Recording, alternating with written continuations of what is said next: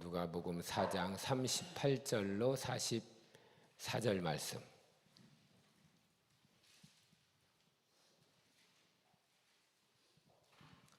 누가복음 4장 38절로 44절 말씀입니다. 우리 한 절씩 교독하시겠습니다. 예수께서 일어나 회당에서 나가사 시몬의 집에 들어가시니 시몬의 장모가 중한 열병을 앓고 있는지라 사람들이 그를 위하여 예수께 구하니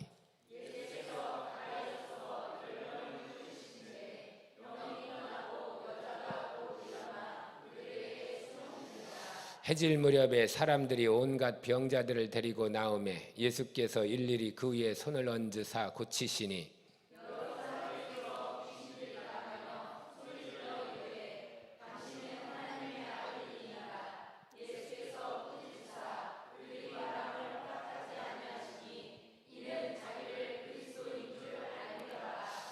날이 밝음에 예수께서 나오사 한적한 곳에 가시니 무리가 찾다가 만나서 자기들에게서 떠나시지 못하게 만류하려 하시매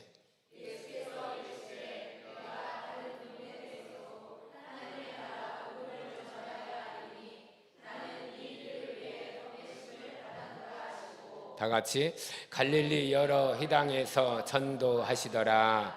아멘. 우리 반갑게 인사합니다. 큰 은혜 받읍시다. 예수님의 이름으로 사랑하며 축복합니다. 본문의 말씀을 통해서 치유와 열정 이런 제목으로 은혜를 나누고자 합니다. 치유와 열정. 예수님이 이렇게 사역 중에 3대 사역 중에 하나가 치유하는 사역이었습니다. 그래서 오늘날 교회도 가르치고 전파하고 치유하고 우리 주님이 하는 사역이 교회에서 그대로 나타난다면 더 이상 말할 게 없죠. 그래서 우리 교회를 통해서도 많은 치유가 일어나게 하옵시고 우리 주님이 보여준 그 복음의 생명의 열정이 더 힘있게 하여 주시옵소서. 오늘 또 하나님의 말씀을 통해서 각자에게 필요한 대로 주님을 꼭 더 가까이 나가는 치유가 이루어지고 또 주님으로 인한 복음의 열정, 생명의 열정이 더 불타오르기를 축복합니다. 예수님은 누가복음은 누가가 기록했죠. 누가 기록했어요? 누가는 직업이 의사입니다. 그렇기 때문에 자기가 가지고 있는 의사라는 직업의 특징상 다른 복음서보다 예수님이 이 고치는 치유하는 사역을 더 자세히 기록한 부분들이 많이 있습니다. 더 관심이 있고 더 마음이 있고 더 이렇게 자세히 그래서 기록한 부분들이 많이 있습니다. 직업이 의사이니까 우리들도 가지고 있는 내가 직업의 특성이 있으면 그 관심이 거기 관심사가 가죠. 그렇듯이 또 이렇게 누가복음은 특징 중에 또 하나가 뭐냐면 기도에 대한 내용이 참 많이 있어요. 기도하기를 축복합니다. 그래서 누가복음에 보면 누가복음 6장 12절 13절에 보면 예수님이 이렇게 제자들을 택하고 부를 때 다른 마태 마가복음은 그냥 이렇게 부른 것처럼 써 있지만 누가복음에는 밤새도록 기도하고 제자들을 불렀음을 이렇게 누가복음에만 기록해 놓고 있습니다.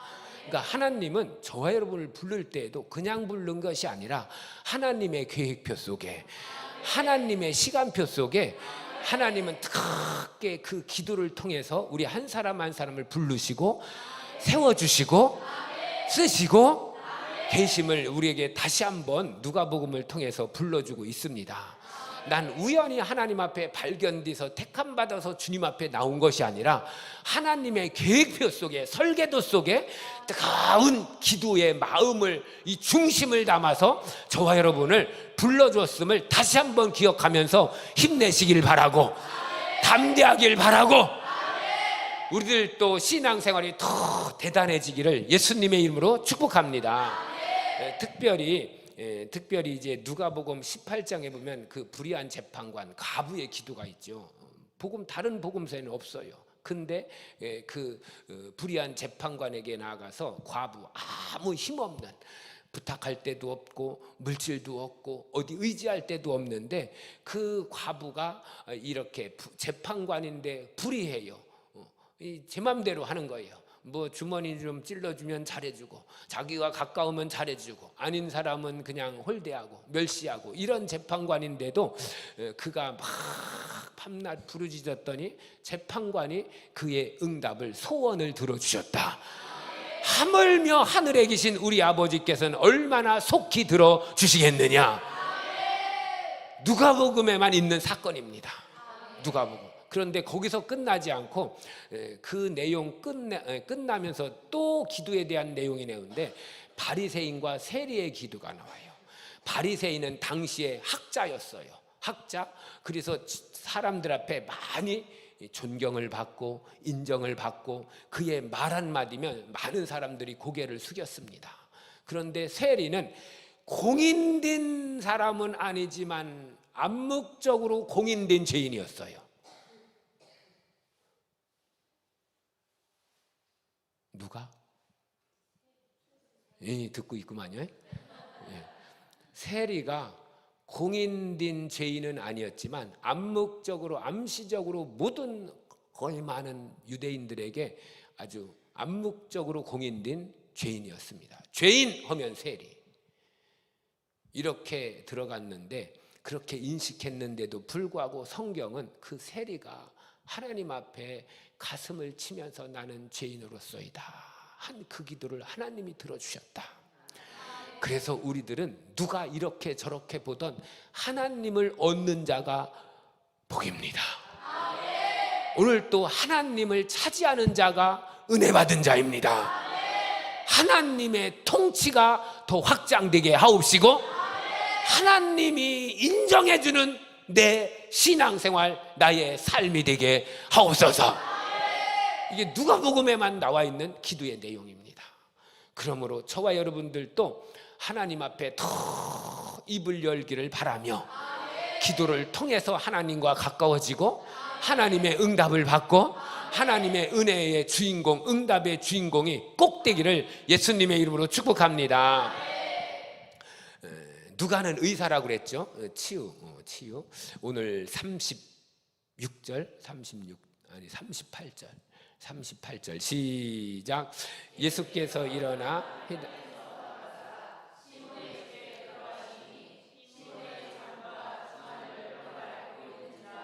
사람들이 그를 위하여 예수께 구하니. 아멘. 예수께서 일어나 회당에서 나가사, 이날이 안식일이었어요. 그러니까 안식일 날 회당에서 가르친 거예요. 오늘날로 말하면 교회당에서, 예배당에서 복음을 전하고, 쉽게 얘기하면 예배를 드리고, 이렇게 회당에서 나왔어요. 그리고 나와서 쉬는 것이 아니라 이렇게 베드로의 장모, 시몬의 장모의 집에 들어가서 그 열병을 앓고 있는 장모를 고쳐주는 내용입니다.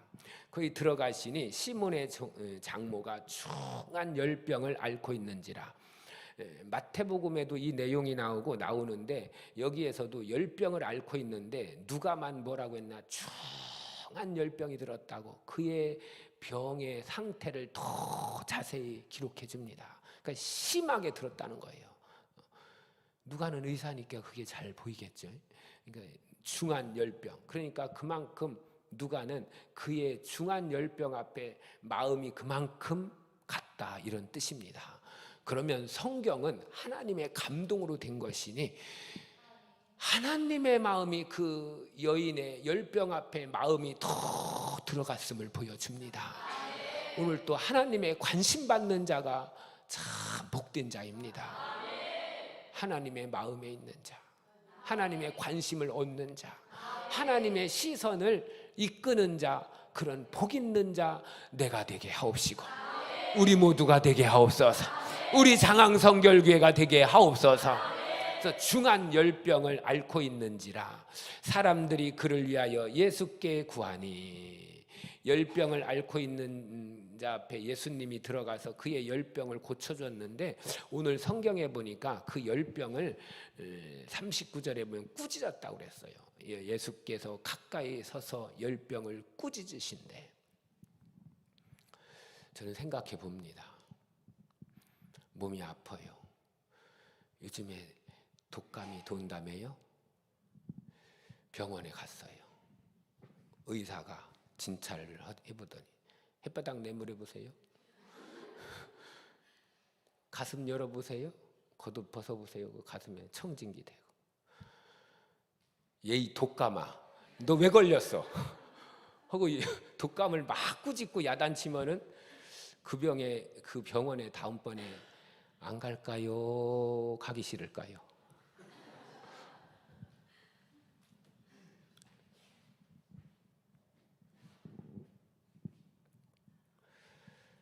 예수님이 열병을 보더니 꾸짖었다고 성경은 말해줍니다. 꾸짖었어요. 우리들도 사람 꾸짖지 말고 진짜 꾸짖어야 될 것을 꾸짖을 줄 아는 복 있는 자가 되게 하옵소서. 예수님이 열병을 꾸짖었어요. 의사가 갔는데 처방도 안 해주고 진단도 안 해주고 진찰하더니 열병을 당해서 독감아 코로나야 하고선 막 꾸짖고 막 이렇게 한다면, 그런데 예수님은 꾸짖어서 치료해 주셨습니다. 그 말은 열병을 인격화했다는 거예요. 꾸짖을 대상이 거기 있다는 거예요. 그래서 성경을 다시 한번 찾아봤습니다. 38절에 보니까 중한 열병을 앓고 있는지라 이렇게 기록해줘요. 근데 이 앓고 있다는 말이 중한 열병을 앓고 있다, 이 말이 붙들렸다 이런 단어예요. 원문에 보면. 그러니까 중한 열병에 붙잡혀 있다 이 소리예요. 그런데 이것과 똑같은 단어가 사도행전 18장에 나와 있습니다. 사도행전 18장 5절.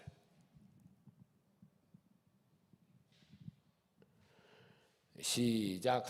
신라 데모데가 마게도냐로부터 내려오매 바울이 하나님의 말씀에 붙잡혀 유대인들에게 예수는 그리스도라고 밝히 증언하니. 아멘.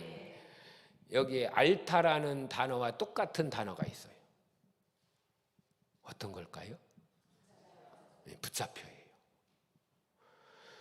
본문에서는 시몬의 장모가 열병에 붙잡혀 있는데 여기에서 사도 바울은 말씀에 붙잡혔다는 거예요. 이거 굉장히 중요한 사건입니다. 똑같은 단어예요, 단어가. 근데 한 사람은 열병에 붙잡혀 있어요. 근데 바울은 말씀에 붙잡혀 있어요. 그럼 오늘 나는 누구에게 붙잡혀 있느냐? 누구에게? 어떤 것에 붙잡혀 있느냐? 이거 굉장히 중요한 겁니다. 사람이요, 열병에 붙잡혀 있으면 그 영향을 받아서 아이고 오늘은 왜 이렇게 열이 안 떨어지는 거야? 왜 이렇게 머리도 지끈거리고 몸도 으실으실 춥고 하면서 계속 열병에 붙잡혀 있으니까 붙잡혀 있는 것을 묵상합니다. 붙잡혀 있는 것을 말합니다. 붙잡혀 있는 것에 대해서 거기서 벗어나고 싶어서 그런 얘기도 하지만 그 열병에 대한 얘기를 계속 자기도 모르게 하는 거예요. 이거 나서야 되는데, 이거 고쳐야 되는데, 열이 떨어져야 하는데, 이거 하는데. 그런데 말씀에 붙잡힌 자는 말씀을 얘기합니다. 말씀을 선언합니다. 말씀을 나타냅니다. 뭐에 붙잡혀 있는 자는 굉장히 중요합니다. 물질에 붙잡혀 있는 자는 계속 그 얘기합니다. 병에 붙잡혀 있는 자는 계속 그 얘기합니다. 세상 명예 권세에 붙잡혀 있는 자는 계속 그 얘기합니다. 지금 정치권에도 많은 죄가 있는데 드러났는데도 이 특권, 국회의원이라는 특권을 가지고 아니다 하니까 검찰도 못하는 거죠. 어떻게 하지 못하는 거예요. 그런데도 그 권세 한번 잡아보고자 계속 그 자리를 둥지 틀고 밀고 나가는 거죠. 그렇듯이 우리가 뭐에 붙잡혀 있는 거는 굉장히 중요합니다. 우리 말씀에 붙잡히고 예수께 붙잡히고 은혜에 붙잡히고 우리 주님의 십자가의 사랑에 붙잡힌 그런 삶이 되기를 축복합니다. 예수를 말하면 예수가 나타나요. 말씀을 말하면 말씀의 역사가 나타나요. 은혜를 말하면 은혜의 역사가 드러납니다. 이번 다니엘 기도회에 그 오륜교회 목사님이 그 설교한 제목이 뭐죠? 문제를 붙잡지 말고 해답을 구하라고. 응답을 구하라는 거예요. 해결된 해답을 구하라는 거예요. 똑같은 얘기입니다. 내가 환경에 붙잡혀 있으면 그 환경을 계속 묵상하고 계속 말합니다. 그런데 그것을 뛰어넘는 하나님 앞에 붙잡힌 자는 하나님을 말하고 하나님의 은혜를 말하고 그분의 능력을 말하고 그분의 축복을 말하고 그분의 불가능이 없으신 전능함을 말하고 나타나게 됩니다. 그럼 그것이 믿음이 되어서 믿음대로 됩니다. 믿음대로 치료되고 믿음대로 은혜가 임하고 믿음대로 능력이 임하고 믿음대로 하나님의 역사, 하늘의 역사가 나타나기 시작합니다. 우리의 신앙생활 속에도 뭐에 붙잡혀 있는지 내가 잘 알고 깨달아서 나를 보는 눈을 열어 주시옵소서. 우리는 바울처럼 말씀에 붙잡힌 자가 되게 하옵소서. 모르긴 해도 사도 바울도요, 오늘 본문에 나와 있는 이러한 그 시몬의 장모가 걸려있는 열병의 아픔보다 더 아팠으면 아팠지 덜 아프지는 않았을 거예요. 왜 아팠느냐? 고린도후서 12장에 보면 나는 40에 하나 감한매를 5번 맞았다. 3번 태장에 맞았다. 일주야를 기품 속에 지냈다. 쉽게 해서 혼수 상태였다는 거예요. 하도 얻어맞아가지고. 그런 아픔과 고통을 당했는데 바울은 어디에 붙잡혔다? 말씀에 붙잡혔어요. 말씀에. 그렇게 돌에 맞아서 기절해서 사람들이 죽은 줄 알고 갖다 내버렸어요. 근데 일어나서 세상에 나 같으면 당연히 동군산병원으로 가든지, 이건 안 됩니다. 저 원광대로 가야 됩니다. 원광대는 거기는 불교야. 다른 데는 아니요. 대전으로 가야 됩니다. 이거는 더 위독하니까 서울로 올라가야 됩니다. 나 같으면 그렇게 했을 거예요. 근데 바울은 그 돌에 맞아서 사람들이 죽은 줄 알고 내다 버렸어요. 근데 일어나서 또 복음을 증거하러 들어갑니다. 누구에게 붙잡혔느냐? 말씀에 붙잡힌 거예요. 저와 여러분들도 바울과 똑같을 수는 없겠지만 내 신앙생활, 내 삶 속에서 예수 믿는 자로서 예수에 붙잡히고 말씀에 붙잡히고 그 은혜와 사랑에 꼭 붙잡힌 그런 신앙생활이 꼭 되기를 축복합니다. 그러니까 오늘 성경 말씀에 이 시몬의 장모가 중한 열병을 앓고 있는지라, 이 앓고 있다는 단어가 붙잡혀 있다는 거예요. 붙잡혀서 여기서 나올 수가 없다는 거예요. 여기서 건진받을 수가 없다는 거예요. 치료받기는 다 틀렸다는 거예요. 그런데 그걸 풀어줄 예수가 오셨습니다. 고쳐줄 예수, 풀어줄 예수, 자유케 하실 예수, 건져주실 예수가 오셨습니다. 그분이 오셔서 그 열병을, 붙잡고 있는 열병을 꾸짖었다는 거예요. 풀어져라. 이제는 붙잡지 말아라. 그런 내용입니다. 그렇게 해서 열병이 떠나고 여자가 곧 일어나 그들에게 수종드니라.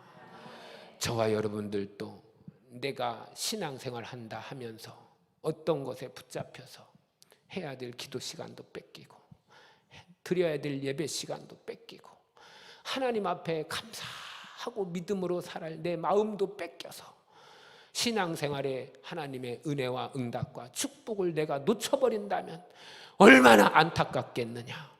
하나님은 나를 향한 계획과 섭리와 축복이 이만큼 가지고 있는데 내가 뺏겨버려서, 다른 것에 붙잡혀 뺏겨버려서 하나님은 많은 것 중에 조금밖에 줄 수 없다면 받지 못하는 나도 안타깝고 힘들지만 줄 수 없는 하나님은 더 안타깝다.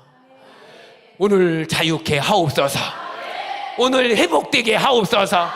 오늘 주님의 은혜에 붙잡힌 자가 되게 하옵소서. 이제는 나를 묶고 있는 것을 꾸짖어 몰아내게 하옵소서. 꾸짖어 쫓아내게 하옵소서. 꾸짖어 자유케 하여 주시옵소서. 꾸짖어 힘을 얻게 도와주시옵소서. 예수의 은혜가 총행무진 내 안에 넘치게 하옵소서. 마가복음 1장 1절에 보면 하나님의 아들 예수 그리스도 복음의 시작이라. 마가복음 시작. 하나님의 아들 예수 그리스도 복음의 시작이라. 아멘. 마가복음은 마가가 기록했어요. 마가는 예수님의 12사도도 아닙니다. 그런데 마가복음을 시작하면서 포문을 어떻게 하느냐? 하나님의 아들 예수 그리스도 복음의 시작이라. 오늘 또 나의 스타트 출발점이 복음이 되게 하옵소서. 복음의 능력, 복음의 역사, 복음의 기쁨, 복음의 생명력이 넘쳐나게 하옵소서. 담대하게 복음을 시작하는 거예요. 담대하게. 말씀드린 대로 마가는요 예수님의 12사도가 아니에요. 그런데요 성경을 보니까 마가는요 초대교회 당시에 이 선교, 바울이 선교 사역을 하는 데 있어서 큰 어떤 오점, 어떤 잘못을 저지른 그런 자가 마가입니다. 사도행전 13장에 보면 바울과 바나바가 요한이라고 하는 자를 데리고 가는데 그 요한이 마가 요한이에요. 요한 마가. 그런데 그가 이제 밤빌리 섬인가요? 그 섬으로 1차 선교 여행을 나가는데 거기 갔다가 돌아오는 길에 아예 다른 데로 이렇게 선교지를 옮겨서 돌아가는데 아예 예루살렘으로 돌아가 버렸어요. 그러니까 선교하다가 그냥 세상 말로 때려치고 가버린 거예요.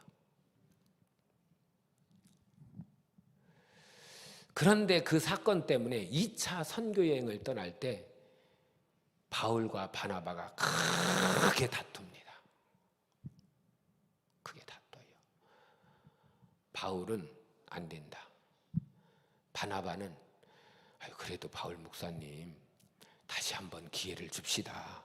그래서 같이 가도록 합시다. 그렇게 했더니 바울은 안 된다는 거예요. 여기에서 이제 바울의 성격과 바나바의 성격이 드러나는데 바울을 굉장히 이렇게 그의 성격을 좀 좋지 않게 그럼 데리고 가지, 한번 그렇게 했다고 또 가려고 하는데 기회를 주지, 안 데려갈까 이렇게도 생각하는데 그 정도가 아니라는 거예요. 그러니까 1차 선교여행 때 마가가 돌아간 것은 그냥 돌아간 것이 아니라 어떤 큰 선교여행에 타격을 주고 큰 실수를 하고 큰 오점을 남겼기 때문에 그래서 두 번째 선교여행에 안 데려갔다는 거예요. 성경은 무엇 때문에 돌아간지는 나와 있지 않지만 부잣집에서 살던 사람이 선교 나가면 아까 얘기했죠. 바울이 매도 맞고 옥에도 갇히고 돌도 맞고 죽을 뻔하고 그런 선교여행이 뭐 좋은 일만 있습니까? 그런 일들이 있으니까 못 견디는 거예요. 두 번째는 그냥 그래서 못 견뎌서 돌아간 것이 아니라 성경에는 나와 있지 않지만 두 번째 선교사에게 동행할 수 없을 만큼 무슨 큰 실수를 한 거예요.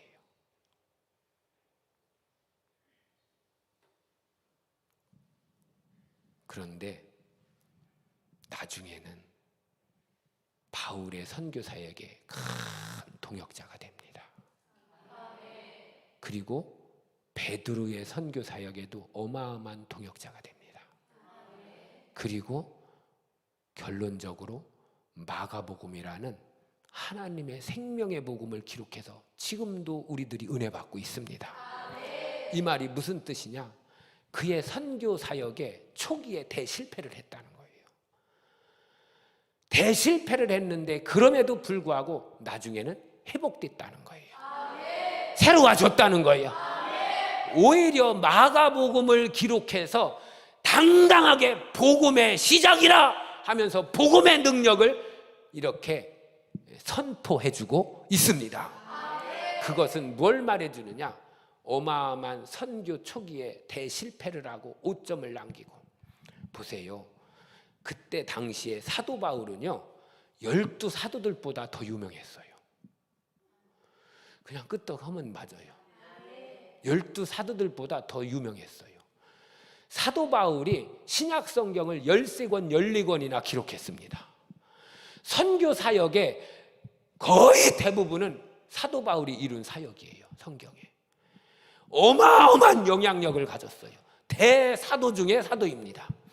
그런 사도 바울이 바울을 내쳤을 때에는, 아니 마가를 내쳤을 때에는 마가는 얼마나 이게 충격이 됐겠어요.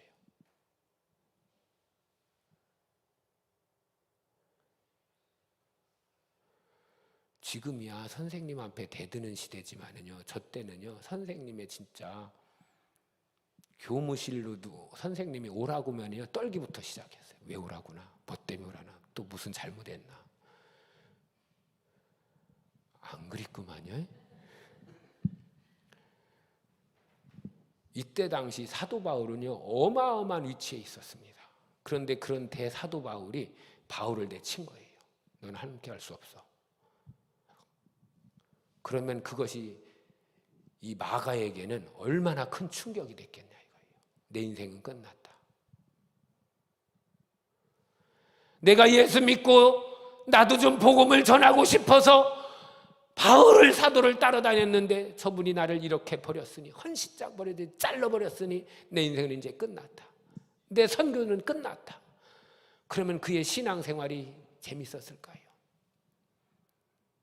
그의 예수 믿는 삶이 재밌었을까요? 우리로 말하면 교회 오는 게 재밌었을까요? 예배 드리는 게 재밌을까요? 마음속에 얼마나 충격과 아픔이 자리 잡고 있는데 예배를 드려도 은혜가 안 되고, 찬양을 해도 힘이 나지 않고, 기도할래야 기도도 안 되고. 대사도 바울한테 버림당한 그것이 어마어마한 충격이 됐을 겁니다. 그런데 마가복음에는 전혀 그런 것이 나오지 않습니다. 우리가요 예수 믿으면서 그런 일이 있으면 안 되겠지만 아픔을 경험할 수 있어요. 여러분, 예수 믿으면 실패가 없나요? 예수 믿으면 안 되는 일이 없나요? 다 승승장구하고 형통하나요? 아니에요. 최고의 성군이라고 하는 다윗도 실수를 했어요. 사람을 죽이는 살인자가 됐어요. 한 가정을 파괴시켰어요. 그런데도 그를 최고의 왕으로 인정해 주는 것은 그걸 이겼기 때문입니다. 100년 가까운 세월 동안 넉넉하게 방주를 칩니다. 하나님 말씀 한마디 앞에 방주를 칩는 거예요. 그런 대단한 노아, 그가 순종해서 다 물로 멸망할 때 하나님의 은혜로 그와 그의 가족이 살아납니다. 그런 위대하고 대단했던 노아도 방주에서 나온 다음에 포도주 먹고 수치스러운 일을 경험합니다. 수치스러운 일. 여러분, 예수 믿어도요 실패할 수 있어요. 예수 믿어도요 불통이 올 수 있어요. 그때 그 실패를 초라함이나 연약함 속으로 들어가지 말고 그 실패가 나의 간증거리가 되는 성공의 밑거름이 되기를 축복합니다. 오히려요 아무런 걱정 없이 염려 없이 금수저로 태어나서 금수저의 길을 계속 간 사람은요 그렇게 큰 감동이 없어요.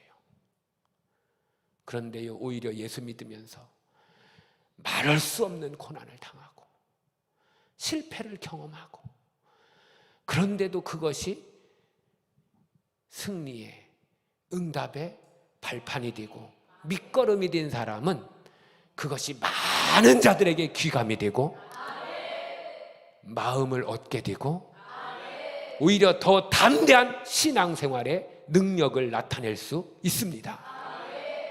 왜 욥기를 읽으면서 우리가 희망을 얻습니까? 그 고난 가운데서도 하나님이 결말 우리는 알고 있어요. 갑절의 복을 받았어요. 갑절의 복을 받은 그 욥을 높이고 칭찬하는 거예요. 1장, 2장도 욥은 대단했습니다. 그런데 마지막 장에 가서 욥을 높여주는 그 은혜 속에 우리는 더 기쁨을, 감사를 느끼는 거예요. 그 구글 아시죠?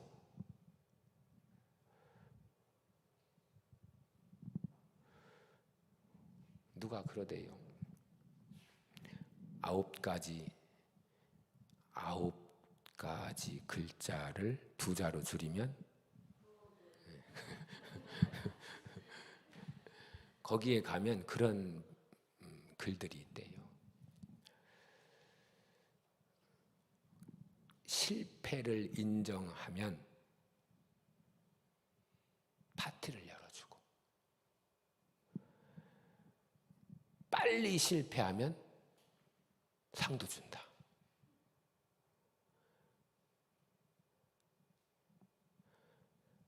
아이고, 한 사람이 못 알아듣는 거야.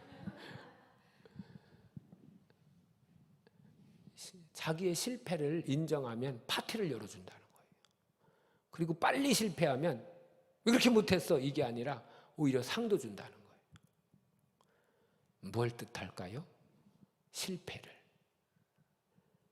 잘못한 것을 보는 관점에 따라서 관점이 달라지니까 파티도 열어주고 상도 열어주는 거예요. 주여, 이거는 내가 배워야 되겠습니다.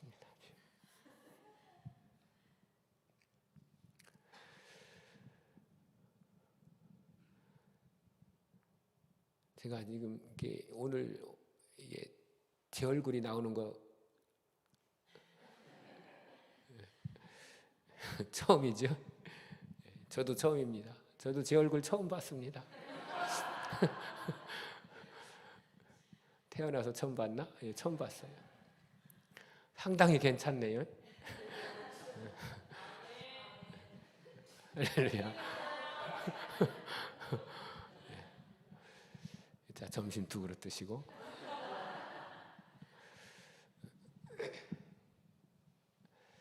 가만히 보니까 이게 화면이 좀 이렇게 하면 좋겠다 이런 생각이 갑자기 드는 거예요. 그래서 여기 있다 말고 저까지 가서 또 한마디 하고 왔네요.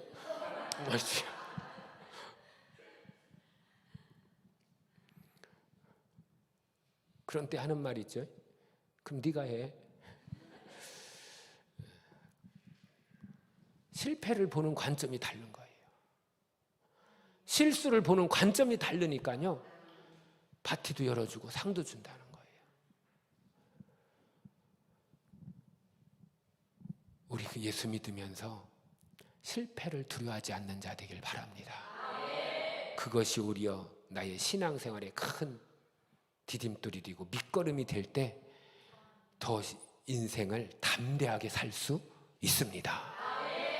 모르긴 해도 이 장모가, 시몬의 장모가 열병에 붙잡혀 있다가 그걸 풀어주고 예수님이 꾸짖어서 그를 고쳐줬을 때 바로 일어나서 그들을 수종드니라.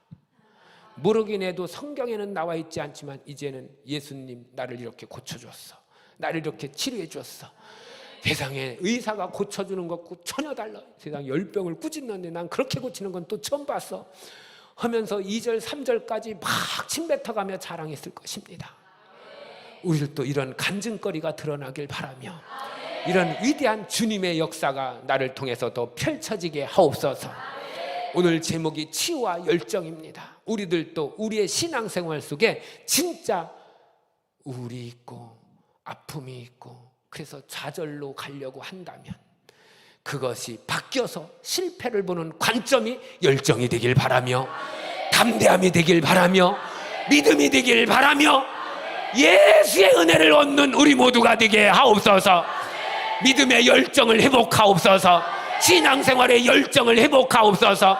더 나아가 우리의 삶의 직장 생활에도 열정을 회복하게 하여 주시옵소서. 그래 나 실패했어, 그래 나 잘못했어, 그래서 뭐?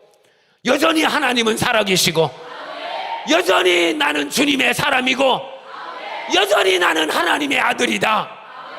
안 바뀌었어요. 안 바뀌었어. 실패도 하나님의 아들이고, 잘못됐어도 나는 하나님의 사람이고, 여전히 하나님은 나의 아버지시다. 그분은 살아계시다. 그분은 나의 아버지시다. 그분이 나를 치료해 주신다. 그러므로 우리의 관점, 우리의 마음의 치료가 더 회복되기를 예수님의 이름으로 축복합니다. 그러니까 육신의 질병보다요, 마음의 질병, 마음의 아픔, 마음의 상처에서 풀어지고 회복되게 하옵소서. 믿음이 회복되고, 담대함이 회복되고, 열정이 회복되고, 주님을 향한 사랑이 넘쳐나게 하옵소서. 신앙생활의 기쁨과 감사가 넘쳐나게 하옵소서. 그럼 풀어진 거예요. 그럼 회복된 거예요. 그때부터 주님의 역사는 멋지고 아름답게 이루어지기 시작합니다. 그런 말이 있어요. 또 들은 말입니다. 아름답다는 말 알죠? 아름답다. 아름답다. 아이고 주여. 아름답다. 이 말이 순 우리말의 의미 중에 다른 의미가 있는데, 이 아름답다는 말이 이런 말이래요.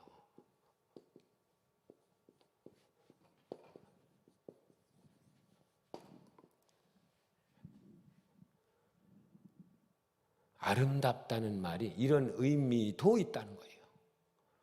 이런 의미도. 그냥 아름다워서 아름다운 것이 아니라 아픔을 경험했다는 거예요. 실패를 경험했다는 거예요. 큰 마음의 상처를 경험했다는 거예요. 이것을 잘 극복하고 나니까 진짜 아름다운 사람이 됐더라. 우리 하나님의 정말로 아름다운 그런 믿음의 사람으로 다시 한번 굳건히 세워지도록 은혜 베풀어 주시옵소서. 우리 예수님이 그런 분입니다. 우리 다 같이 기도하겠습니다.